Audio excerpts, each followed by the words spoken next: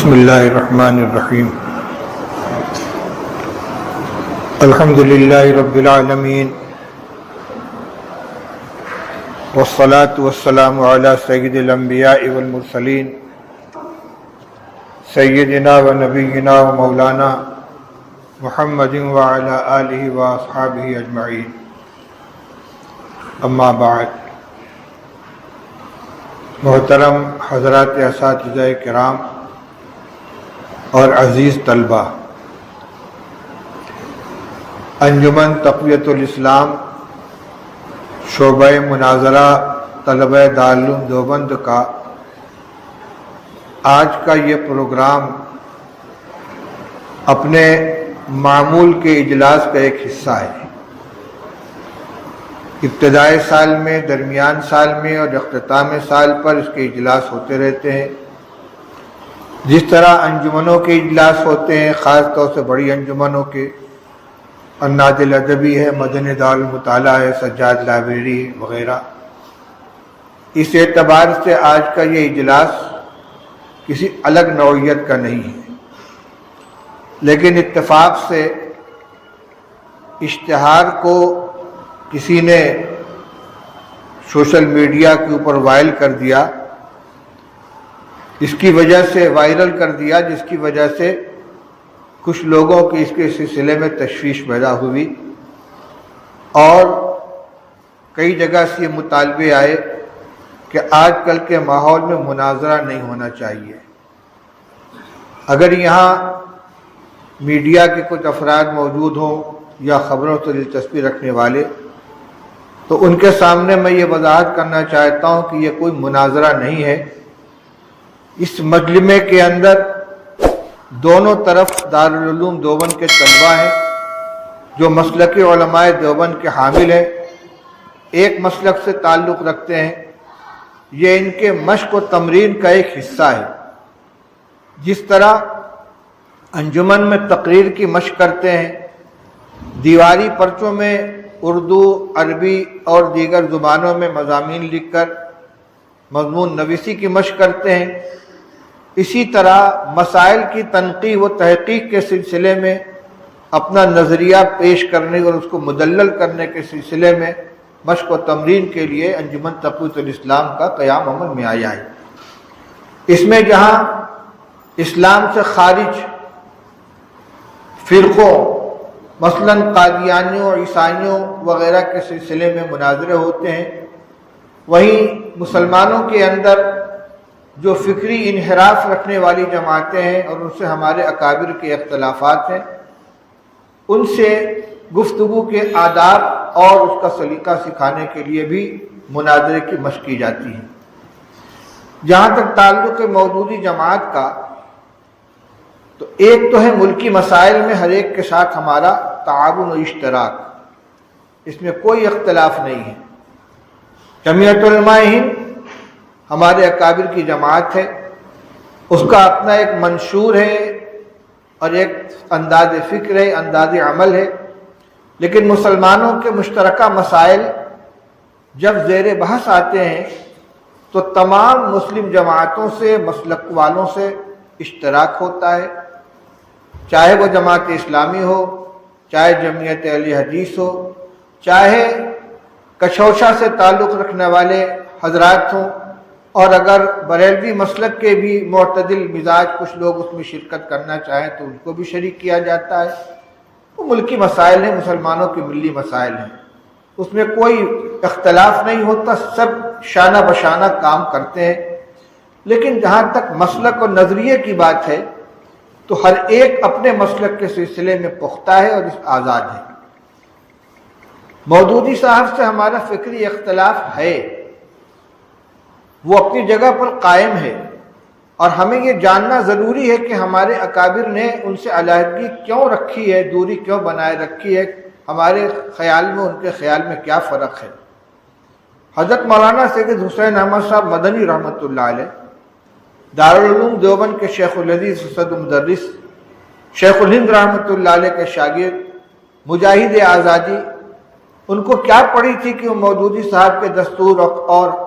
اصول کو سامنے رکھ کر انہوں نے اس کے بارے میں سوالات قائم کیے اور گفتگو قائم کی۔ آپ کو معلوم ہونا چاہیے کہ مودودی صاحب کی سب سے پہلے گرفت کرنے والے مولانا حسین احمد صاحب مدنی رحمۃ اللہ علیہ۔ جب جماعت اسلامی کا دستور شائع ہوا، اس کے دفعہ 6 کے اندر یہ دفعہ موجود تھی کہ کسی کی ذہنی غلامی میں مبتلا نہ ہو، ہر ایک کو اللہ اور اس کے رسول کے دیے ہوئے معیار پر پرکھے۔ حضرت مدنی رحمۃ اللہ علیہ کان کھڑا ہو گیا، انہوں نے سوال اٹھایا کہ کیا صحابہ کرام رضی اللہ تعالیٰ عنہ کو بھی ہم اسی طرح پرکھیں گے، ان کے بارے میں بھی جانچ پڑتال کریں گے، ان کی بھی تنقیح کریں گے، یا وہ ہماری تنقید سے بالا تر ہیں؟ تو اس کا یہ جواب ملا کہ نہیں، وہ تنقید سے بالا تر نہیں ہے، ان کے اوپر بھی اسی طرح تنقید کی جائے گی۔ چنانچہ آگے کا پورا عمل اسی کے مطابق رہا، کسی کو چھوڑا نہیں گیا۔ یہ بنیادی اختلاف شروع ہوا ہے یہاں سے، اور پھر تفصیلات کے اندر جائیں تو دین کی پوری تعبیر کو مودودی صاحب نے اپنے انداز سے بدل ڈالا۔ رب کا کیا معنی ہے، الہ کا کیا معنی ہے، دین کا کیا معنی ہے، عبادات کے اغراض و مقاصد کیا ہیں، نماز کس لیے پڑھی جاتی ہے، روزہ کس لیے رکھا جاتا ہے، اور حج کس لیے کیا جاتا ہے۔ ایک تو مفہوم اور اغراض و مقاصد وہ تھے جو امت کے اندر متوارث چلے آ رہے تھے، ایک وہ ہے جو مودودی صاحب نے بیان کرنے کی کوشش کی۔ مولانا ابو الحسن علی ندوی جیسا یکسو عالم کہ جن کے بارے میں کہا جا سکتا ہے کہ ان کا کسی سے کوئی اختلاف نہیں تھا، ہر ایک کے ساتھ وہ جڑ کر رہتے تھے اور ایک متفق علیہ شخصیت کی حیثیت رکھتے تھے، لیکن ان کو بھی ان اصطلاحات کے سلسلے میں مودودی صاحب کے خلاف قلم اٹھانا پڑا۔ حضرت مولانا محمد زکریا صاحب کانلوی رحمۃ اللہ علیہ، خانقاہ نشین، محدث جلیل،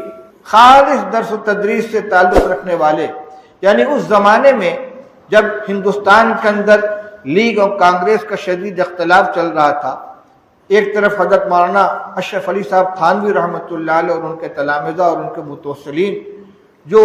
دیانتاً یہ سمجھتے تھے کہ لیگ کے ساتھ وابستگی مسلمانوں کے حق میں مفید ہے، ایک طرف حضرت مولانا حسین احمد صاحب مدنی اور حضرت شیخ الہند رحمۃ اللہ علیہ کے دیگر تلامذہ جو یہ سمجھتے تھے کہ غیر مسلم برادران وطن کے ساتھ اشتراک کر کے ہمیں آزادی کی لڑائی لڑنی چاہیے، وہ دیانتاً مسلمانوں کے حق میں اس کو بہتر سمجھتے تھے۔ دونوں اپنے اپنے نظریے کے اوپر جمے ہوئے تھے اور بہت شدید اختلاف پیدا ہو گیا تھا۔ اس زمانے میں بھی مولانا محمد زکریا صاحب رحمۃ اللہ علیہ کا جو طرز عمل تھا، دونوں کے ساتھ یکساں تعلقات تھے، کوئی یہ نہیں کہہ سکتا تھا کہ ان کے ساتھ ہیں یا ان کے ساتھ ہیں۔ کسی سلسلے میں انہوں نے کبھی کوئی چیز نہیں لکھی، لیکن مودودی صاحب کے سلسلے میں ان کو قلم اٹھانا پڑا۔ مولانا محمد یوسف بنوری رحمۃ اللہ علیہ، علامہ انور شاہ کشمیری رحمۃ اللہ علیہ کے شاگرد، خالص درسگاہی آدمی، ان کو ان کے خلاف قلم اٹھانا پڑا۔ اور جب مودودی صاحب کی تحریک شروع ہوئی ہے تو ان کے قلم کا جادو اتنا سر چڑھ کر بولا کہ بڑے بڑے چوٹی کے علماء ان کے ہمنوا ہو گئے، جن میں مولانا ابو الحسن علی میاں ندوی ہیں، مولانا منظور نعمانی ہیں، مولانا عبدالرحیم اشرف ہیں، اور اسی طریقے سے بڑے بڑے علماء تھے۔ لیکن جب قریب گئے ہیں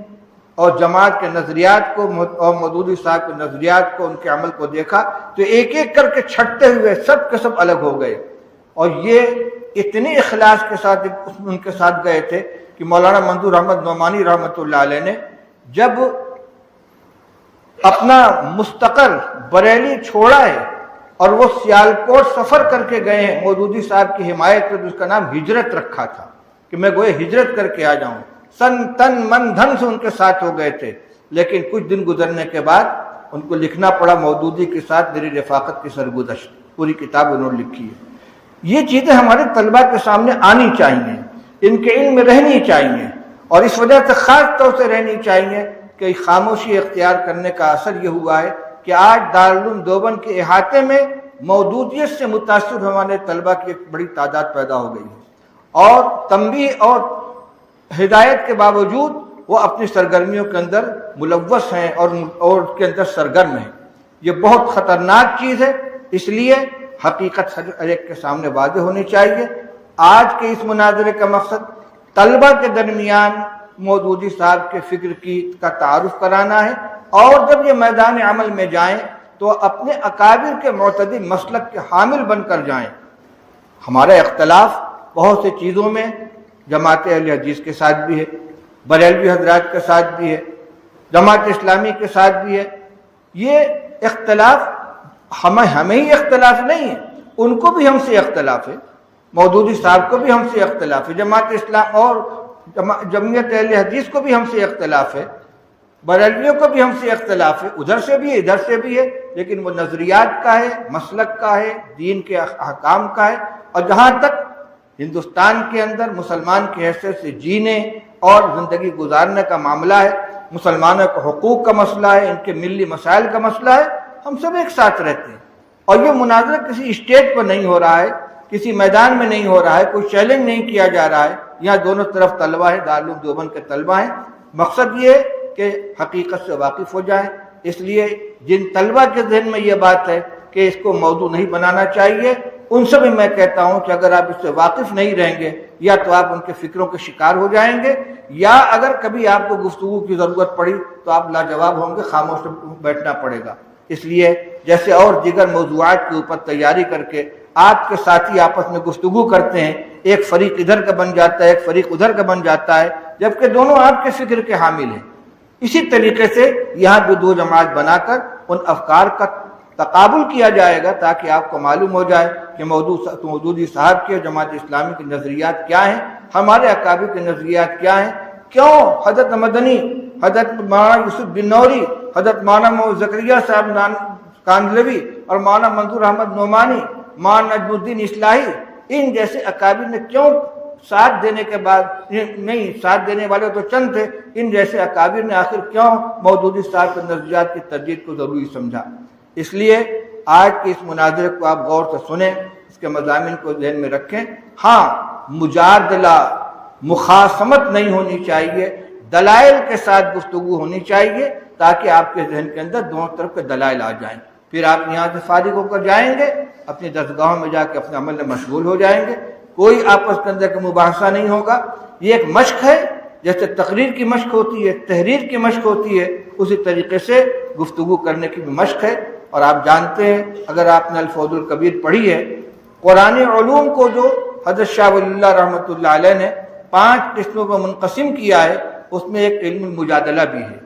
کہ دوسرے کے ساتھ گفتگو کرنے کا بھی انداز قرآن نے ہمیں سکھایا ہے۔ وَجَادِلْهُمْ بِالَّتِي هِيَ أَحْسَنُ، اسی مجادلہ باللتی ہی احسن کو سکھانے کے لیے انجمن تقویت الاسلام کے ذریعے اس طرح کے پروگرام ہوتے ہیں۔ ان کا مقصد نہ حقیقی مناظرہ ہے، نہ کسی کو یہاں چیلنج کیا گیا ہے، بلکہ طلبہ ہی کے دو جماعتوں کے درمیان مباحثے کی شکل پیدا کی جا رہی ہے، تاکہ دونوں طرف کے دلائل ہمارے سامنے آ جائیں اور ہم اپنے اکابر کے معتدل مسلک کے اوپر گامزن رہتے ہوئے آگے قدم بڑھائیں۔ اللہ تعالی ہم سب کو صحیح عمل کرنے کی توفیق عطا فرمائے۔ وآخر دعوانا الحمدللہ رب العالمین۔